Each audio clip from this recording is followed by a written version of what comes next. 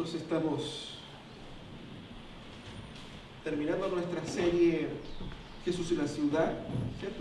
Es el séptimo mensaje, fueron 4 mensajes cuando María y yo estábamos en Brasil, ahora otros 3 y el próximo domingo sería el último, así que estamos terminando ese periodo de reflexión donde vemos en los evangelios, en los encuentros de Jesús, en las parábolas de Jesús, en los milagros de Jesús, cómo nosotros podemos encontrar esperanza para nuestra vida en la ciudad, para nuestra vida en ese contexto urbano en el cual nosotros estamos, que es lleno de muchos desafíos.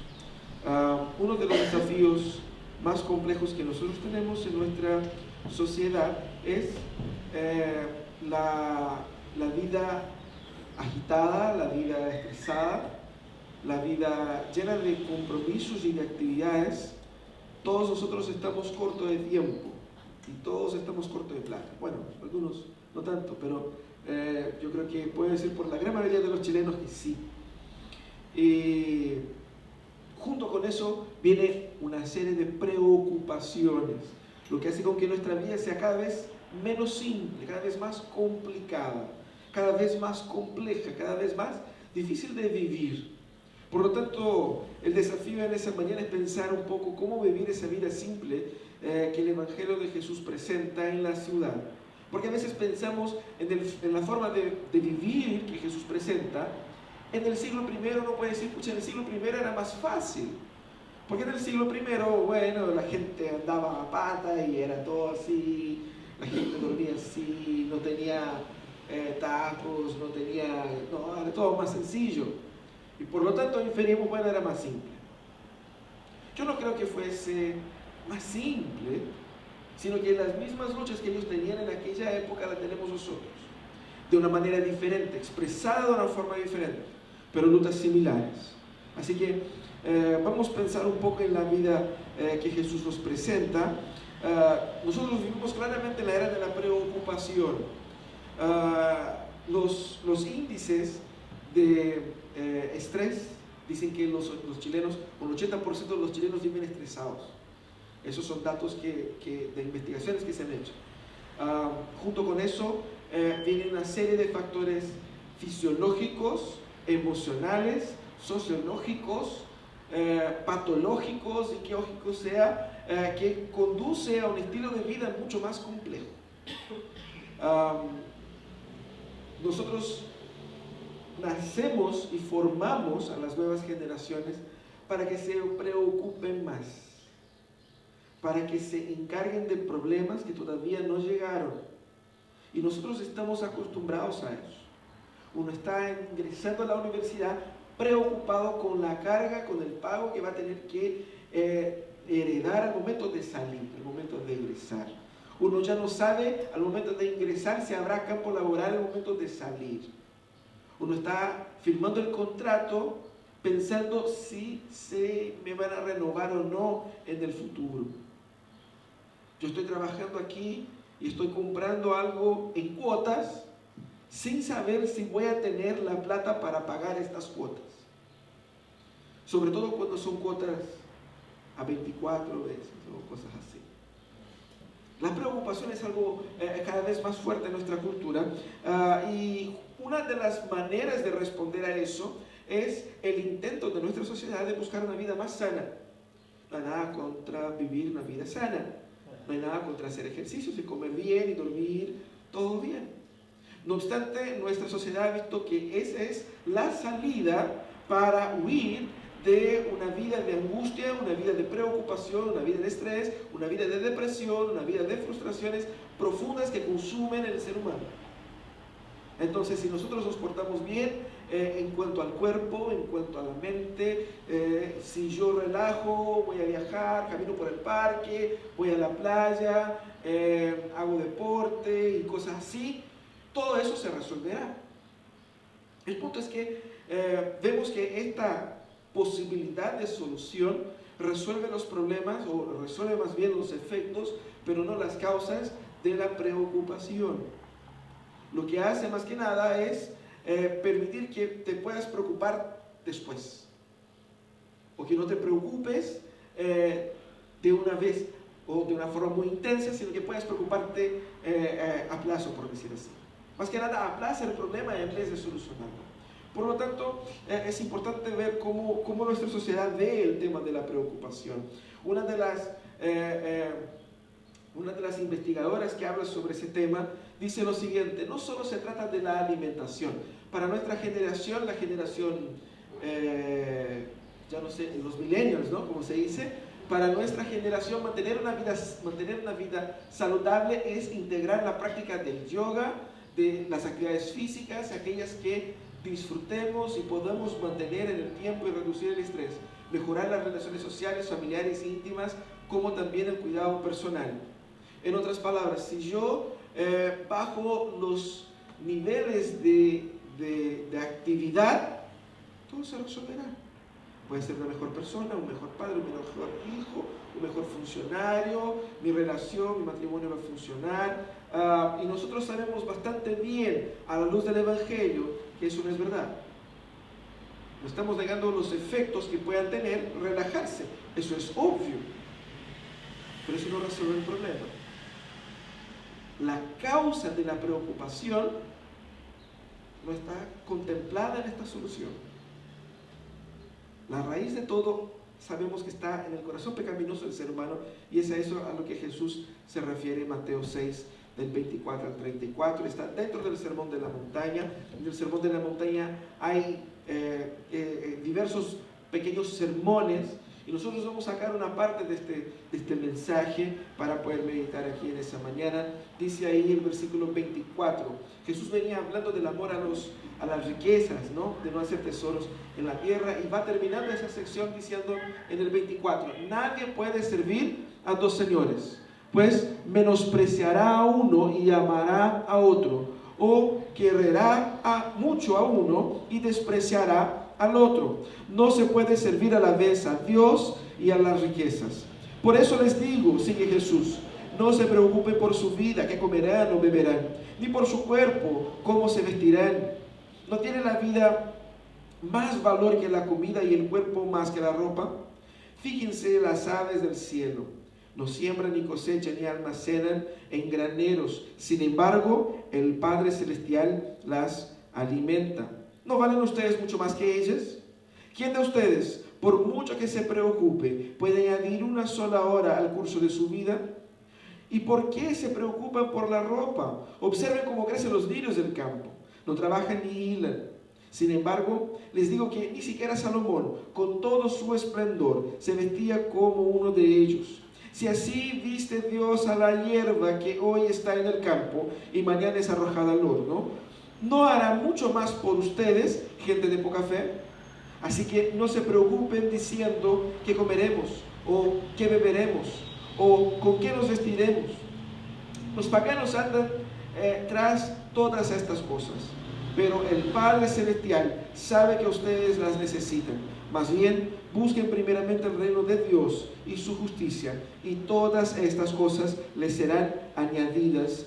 Por lo tanto, no se angustien por el mañana, el cual tendrá sus propios afanes. Cada día tiene ya sus problemas. Es así como Jesús responde a la inquietud del ser humano con relación a esa añoranza, a ese querer tener más, a ese querer solucionar los problemas del futuro, y es así como Jesús nos ayuda a resolver las preocupaciones de la vida. Fíjense que Jesús estaba hablando en el Sermón de la Montaña, un sermón que es muy práctico. Es un sermón ético, es un sermón que apunta hacia la manera como la gente debe vivir.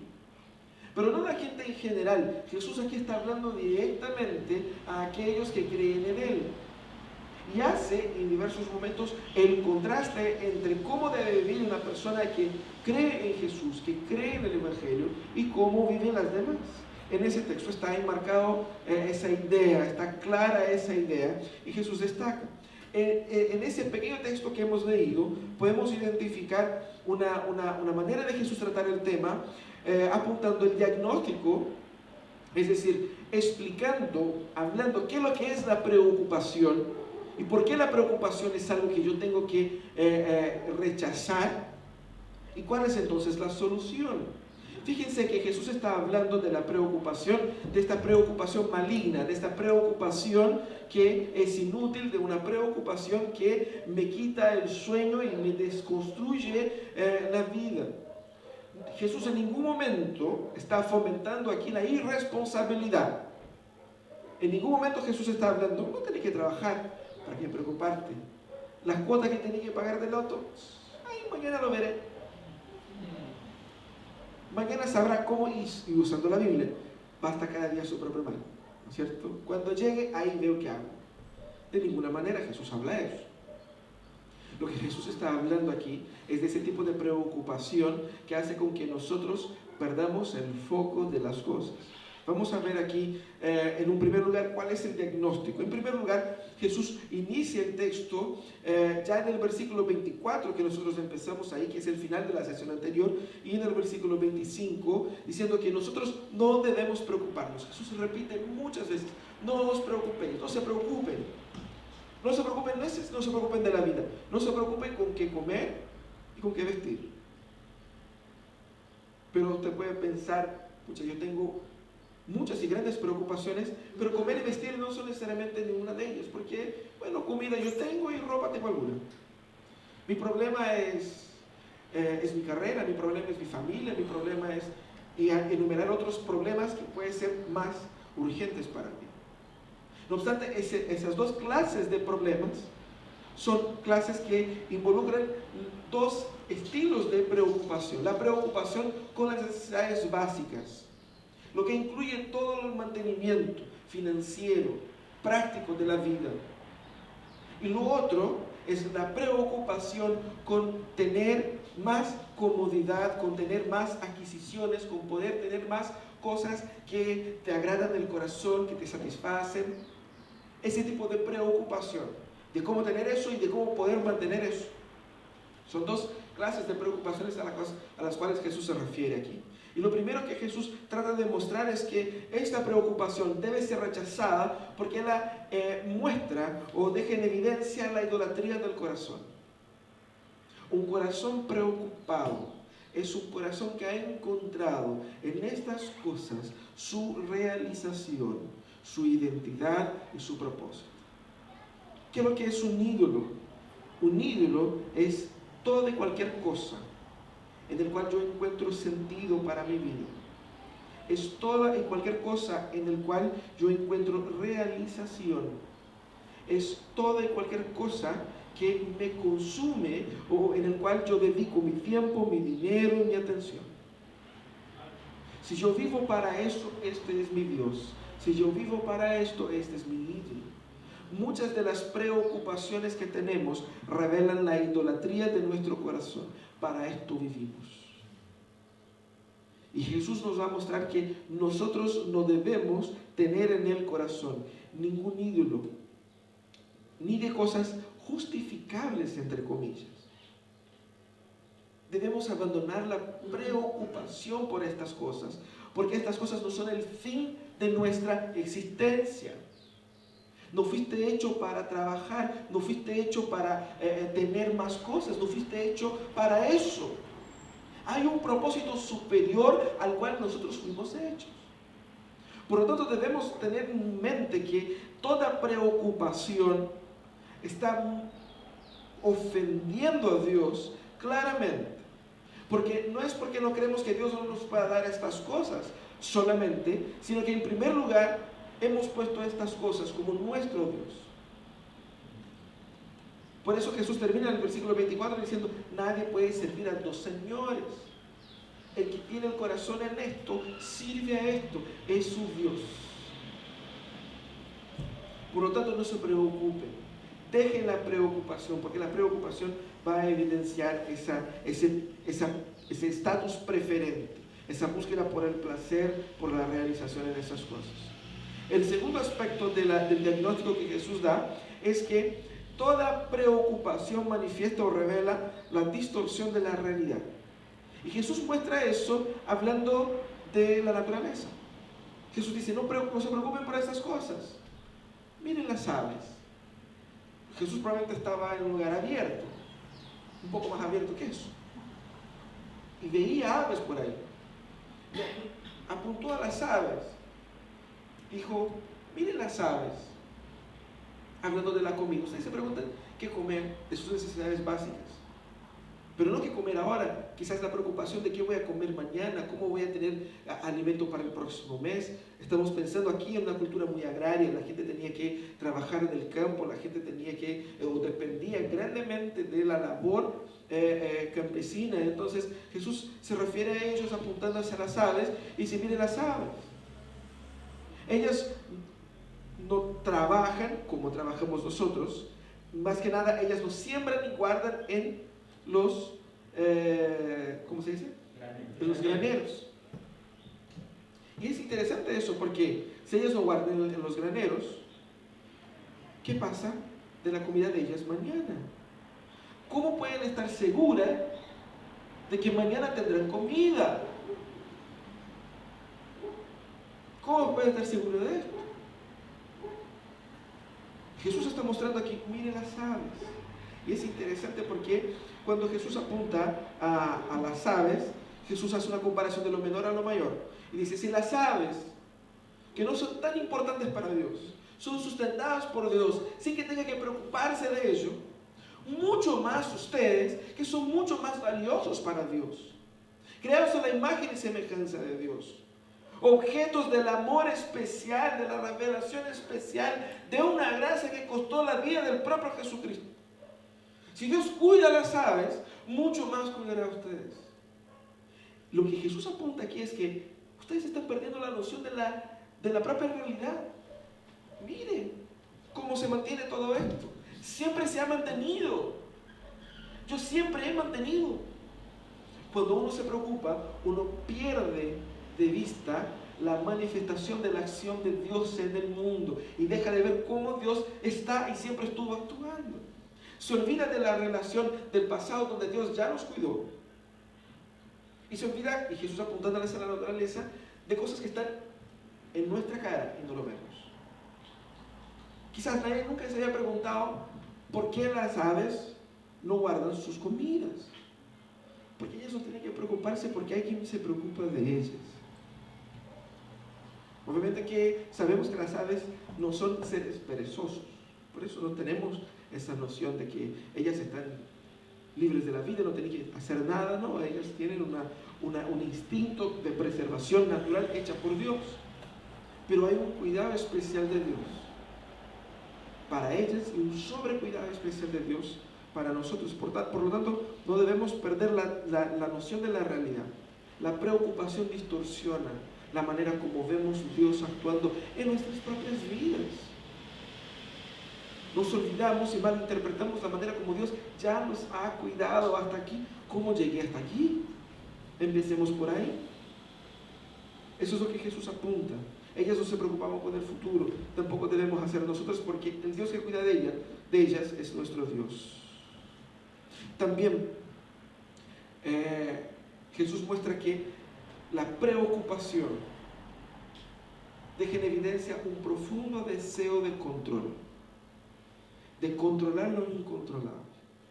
Preocupación en esencia tiene que ver más bien con esto: el querer tener resueltas todas las cosas, el hecho de no saber qué pasará, el hecho de no saber que yo puedo resolver esto, nos quita el sueño. Tenemos una deuda y no tenemos la plata y no tenemos de dónde sacar en ese momento. Esa situación de incertidumbre, de indecisión, nos deja en las manos de otras personas. Nos deja, como algunos pueden decir, en las manos del acaso. Y eso para muchos es una situación de desesperación. Quizás algunos de ustedes han pasado por esta situación de estar enamorado de una persona y empieza a jotear la muchacha, ¿no es cierto? Oye, que eres hermosa, que eres bonita, qué sé yo, y va y viene y de repente se lanza. Pero si uno es muy apurón, uno no sabe si se lanzó demasiado temprano al punto de tenerlas enganchado y se lanza. Y en ese momento sabe que cualquier respuesta puede venir. Nada me garantiza un sí. ¿Me puede decir que no? ¿Me puede decir quizás? También me puede decir que sí. Estos minutos, horas o días de incertidumbre nos consumen. Porque no tenemos el control de la situación, queremos resolver, queremos enganchar a la persona. No. Cuando nosotros estamos confiados en nuestro poder de persuasión, nos lanzamos seguros. Nos lanzamos seguros. Nos lanzamos con el sí ya garantizado. Ahí es fácil. Tenemos el control, no nos preocupamos. Así es en la vida, ¿no? Jesús muestra, ¿quién de ustedes, que por mucho que se preocupen, pueden añadir una hora al curso de su vida? Jesús muestra cómo la locura de querer controlar es absurda, porque yo absolutamente no tengo el control de nada. Yo no tengo el control de las cadenas de producción que van a poner el alimento en mi mesa. Yo no tengo control del sistema económico que mueve el mundo y el país para hacer con que las personas que van a comprar en mi negocio lleguen ahí. Yo no tengo control de que si mañana viene un terremoto y se echa a perder todo eso. Yo no tengo control si mañana me van a echar porque el edificio fue a la quiebra, o si mi empresa fue a la quiebra, o si el país fue a la quiebra. Yo no sé, yo no tengo el control de absolutamente nada. ¿Cómo Jesús muestra eso? Es inútil preocuparse porque yo no tengo la capacidad de influir directamente en el flujo decisivo de las acciones. Yo participo, yo colaboro, pero mover el mundo no lo muevo. Si yo no muevo el mundo, ¿por qué me preocupo? Porque es inútil, es inútil. Ese deseo de control muestra lo que vimos en el primer aspecto, el deseo de asumir el control que es de Dios, porque es Dios que mueve el mundo. Cuando yo me preocupo, yo me pongo en el lugar de Dios, tratando de ser Dios resolviendo los problemas. Por eso Jesús muestra cómo eso es ridículo, cómo es ridículo, con esa expresión. Uno no puede añadir ni siquiera una hora al curso de su vida. Yo no puedo cambiar, hacer con que un pelo sea blanco o negro solamente porque quiero. No puedo controlar ni siquiera los latidos de mi propio corazón. Decirle, ya, ahora vamos a hacer el estilo reggaetón, ya, no puedo. Él va a seguir en su propio ritmo y no voy a poder cambiar nada. Ese deseo obsesivo de control es pecaminoso y Jesús lo condena aquí. Pero también Jesús destaca la falta de fe en la bondad de Dios. Cuando Él va a hablar ahí en los versículos 28 al 32, de por qué nosotros estamos preocupados también por la ropa, Él hace una comparación con los lirios del campo. Y es muy similar a las plantitas que están haciendo aquí al costado, abajo, ahí en la calle, aquí en el patio. Porque pasamos por el verano seco, el invierno empezó a llover y ahora en la primavera empiezan a salir las flores. Nosotros nunca plantamos nada ahí. Y eso sigue queriendo nacer. De repente nacen flores hermosas, de la nada. Y el destino de ellas está dado. O sea, pronto nosotros vamos a sacar todo. Efectivamente no tiene ningún valor estructural en nuestra jornada, en nuestra existencia humana. Están ahí, nos hermosean el camino y así nomás. Jesús compara con las flores y dice, mira, las plantas esos lirios que nacen voluntariamente en el campo, ellos son hermosos por definición. Y ni siquiera Salomón, con toda su riqueza, logró un nivel de precisión, de perfección, de hermosura, de belleza que estas flores.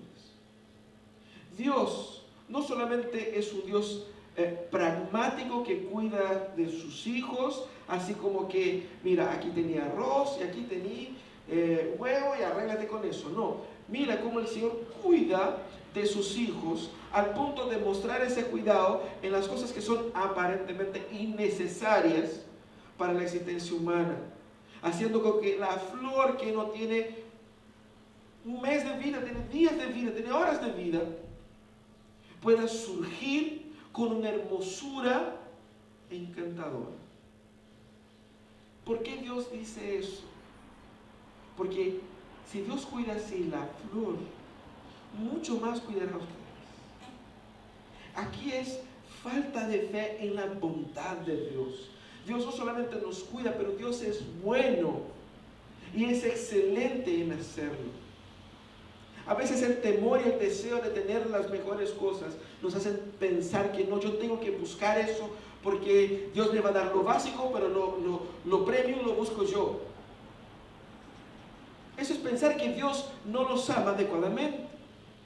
No significa que debemos nosotros tener corazones arrogantes y corazones ambiciosos, en el sentido de buscar siempre cosas que están más allá de la modestia y de la justicia, sino que de ninguna manera Dios nos trata pobremente. De ninguna manera Dios nos trata pobremente. Incluso cuando nosotros estamos en la necesidad, en la pobreza y en la dificultad, hay una abundancia de gracia, de amor y de misericordia que suple nuestras necesidades y nos hace ver la belleza y la hermosura del cuidado de Dios. Dios nos cuida. Debemos confiar en la belleza del cuidado de Dios, en la excelencia del cuidado de Dios. Y Jesús hace una mención aquí muy importante. Él dice, los paganos son los que buscan estas cosas, porque ellos no conocen al Padre Celestial que tienen ustedes. Él hace una comparación muy interesante. ¿Quiénes son estos paganos aquí? Son todos aquellos que no reconocen a Dios como su Dios personal, no han entregado a Dios sus vidas, y que por lo tanto no pueden esperar que Dios les dé algo que ellos no están buscando. De hecho, hay una preocupación natural, y debe ser natural para una persona que no conoce a Dios, como nosotros somos llamados a conocer. Todas las referencias que Jesús hace aquí al cuidado de Dios, lo hace utilizando el término Padre Celestial, lo que es importante. Padre demostrando el amor y la aceptación, la relación íntima y privilegiada que tenemos con Él. Es nuestro Padre. Y un padre sabe cuidar a sus hijos. Pero no solamente un padre cualquiera, porque uno puede tener una mala experiencia con su propio padre, sino que es un Padre celestial. Es un Padre perfecto. Es un Padre todopoderoso. Y un Dios cercano y a la vez omnipotente. Qué fantástico la manera como Jesús muestra eso. Y Jesús exhorta: ustedes tienen poca fe, creen en Él, crean en Dios, crean en el cuidado de Dios. Dios sí sabe lo que yo necesito. Dios sí sabe cuáles son mis necesidades. Dios sí sabe qué es lo que yo estoy pasando. Quizás usted pueda decir, es que tú no sabes lo que yo estoy pasando, lo que estoy pasando es muy difícil. Probablemente no sabré. Pero Dios sí sabe. Y Dios lo sabe mejor que tú. Dios lo sabe mejor que yo. Y Dios sabe mejor que cualquiera de nosotros. Por lo tanto, no nos preocupemos, porque eso revela la falta de fe en la bondad de Dios. Pero Jesús termina el tema hablando de que nosotros debemos entonces buscar el reino de Dios primeramente, prioritariamente, en primer lugar. Esa es la solución que Jesús presenta al problema de la preocupación. Jesús no dijo, bueno, no se preocupen, háganse un tecito de hierba, van a correr en el parque, des una vuelta, relaja, saquen las vacaciones por Europa. Y no fue eso lo que Jesús dijo. Jesús no dijo y no nos dio ninguna tarea que buscaba resolver los efectos de la preocupación, porque Jesús entendía que solucionando la causa, los efectos se solucionarían por sí solos. Entonces Jesús va y dice, no se preocupen de eso, más bien preocúpense de ese otro. Fíjense que todos los intentos humanos de resolver el problema de la preocupación apunta hacia eliminar la preocupación y no poner nada en lugar de ella. Jesús viene y dice, no, hay que eliminar la preocupación por eso, porque hay que encargarse de esto otro. Hay que reordenar la vida, que es lo que es más importante, porque en el momento en que uno se dedica de lo que es realmente vital, todas las cosas entran en su propio ritmo. Preocuparse del reino de Dios es poner a Dios como el eje central de su propia existencia. Es abandonar la idolatría del consumo, la idolatría del mercado, la idolatría de cuál sea la ambición que tenga en el corazón, y poner a Dios ahí como primero en mi vida. Buscar a Dios en primer lugar es abandonar el deseo de control y entregar mi vida al control de aquel que reina, porque el reino es de Dios. Abandonar la preocupación implica en que Dios será mi prioridad, implica en que mi visión de mundo ahora está dirigida por los ojos de Él. Por lo tanto, ya no tendré una visión distorsionada de la realidad, porque veré la realidad como la ve Dios. Así que buscar el reino de Dios es reordenar mi vida a la luz de lo que Dios es y de lo que Dios está haciendo en el mundo. Por eso Él dice, busca en primer lugar, o preocúpate, encárgate en primer lugar del reino de Dios y de su justicia. Preocúpate de ello. ¿Qué es lo que significa el reino de Dios aquí? El reino de Dios tiene diversos significados en las Escrituras, apuntando hacia el gobierno de Dios en todas las esferas de la vida. Todas las esferas de la vida. La semana pasada, antepasada, hablamos sobre esa división entre sagrado y profano, ese dualismo que existe entre iglesia y sociedad. Y aquí vemos cómo eso aplica a nuestra vida también. Mucha gente se preocupa porque su cabeza tiene: Dios está cuidando de la iglesia, yo me preocupo del trabajo. Trabajo como pagano y voy a la iglesia como cristiano. Eso no existe. El reino de Dios influye en todas las esferas de la sociedad, en las artes, en la cultura, en la economía, en la seguridad, en la política, en la familia, en las costumbres, en la educación. Dios gobierna todo eso. Buscar el reino de Dios es buscar ver la manifestación del control de Dios en todas estas esferas. Y descansar en que en todas estas esferas, por más que el ser humano pueda armar planes y proyectos y estructuras de pecado, Dios seguirá reinando, porque el reino de Dios es imparable. Por lo tanto, preocupémonos de esto. El reino de Dios también tiene que ver con el control de Dios, con el reinado de Dios en mi vida y con la aplicación, la experiencia de todas las bendiciones de la salvación. Una de las principales bendiciones que nosotros tenemos en la salvación, juntamente obviamente con el perdón de los pecados, la justificación en Cristo, la santificación, es la paz. No solamente la paz con Dios, la paz justicial ante Dios, sino que esta paz que me permite vivir sin ser una persona obcecada con lo que tengo que tener en la mesa el próximo día.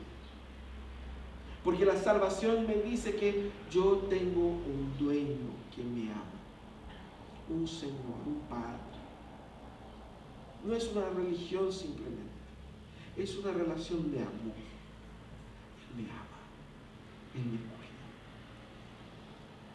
Cuando nosotros experimentamos la plenitud de las bendiciones de la salvación, encontramos que en la salvación obtendremos también un corazón que fue pacificado de las presiones de la cultura contemporánea. Un corazón que fue pacificado de las ambiciones del ser humano. Un corazón que puede encontrar beneficios psicológicos, emocionales, sociológicos. Porque Cristo nos ha salvado plenamente. Debemos entonces buscar reordenar nuestra vida a la luz del control de Dios, del cuidado de Dios. Jesús dijo: crea en el plan de Dios. El plan de Dios es Cristo. ¿Cómo yo dejo de preocuparme por estas cosas?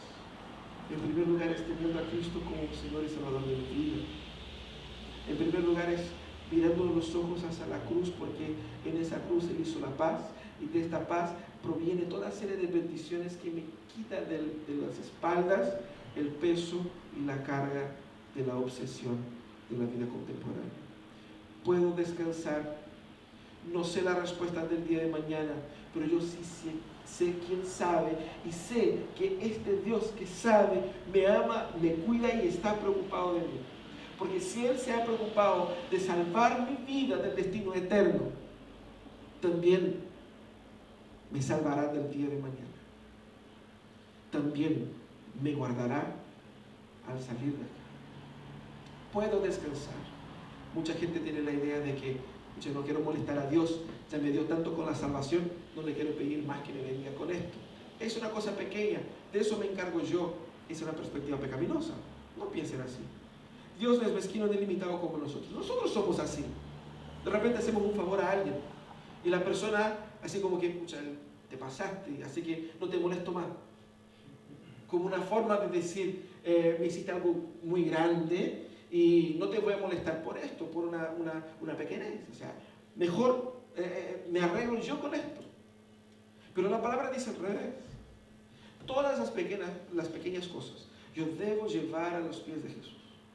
Exactamente porque el que no pudo retener a su propio hijo, antes lo entregó. ¿Cómo no nos hará también junto con él todas las demás cosas? Confiemos en Jesucristo, confiemos nuestra vida en Jesucristo, nuestra preocupación en Jesucristo, nuestros problemas en Jesucristo, nuestro futuro en Jesucristo. Porque Él nos ama. Tenemos un Padre que nos ama.